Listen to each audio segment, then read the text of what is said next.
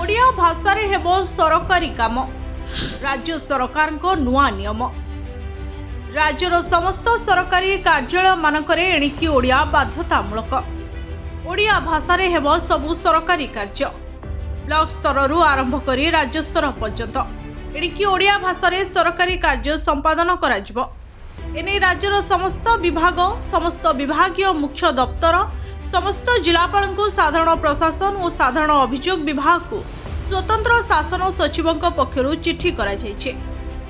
सरकारी कार्यालय प्रकाश पाउथुवा समस्त नोटिस, विज्ञप्ति पत्र, विनिमय इत्यादि ओडिया भाषा रे हेबो।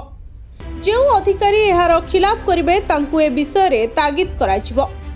आवश्यक हेले कारण दर्शाओ नोटिस जारी कराजिबो। समस्त विभाग, विभागीय मुख्य दप्तर, जिलापालଙ୍କ कार्यालय, समस्त अधीनस्थ कार्यालय, सरकार को द्वारा परिचालित समस्त अनुष्ठान जेपरिक विभिन्न निगम, पौर संस्था और स्वयंचालित संस्था इत्यादि एही निर्देश को पालन करिवे। प्रशासनिक भाषाकोश को निरंतर भावे अद्यतन कराजिबो।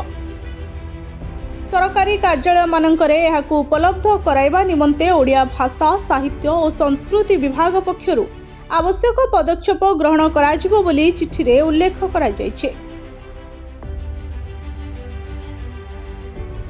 तेबे प्रश्न उठुछि, सरकार बारंबार एकथा कहि आछन्ते, एमिति कि ओडिया अस्मिता को प्राधान्य देई सरकार शासन क्षमता को मध्य आसिछन्ते, किंतु बारंबार नियम हेउथुले मध्य सरकारी अधिकारी माने एहाको पालन करूनाहांते।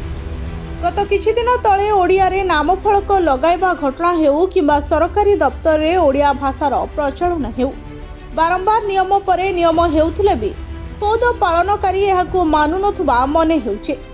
तेणु केबेठारु एहा लागू होउछि ताहा देखिबार अपेक्षा रहिला। Bureau report, Odisha fast.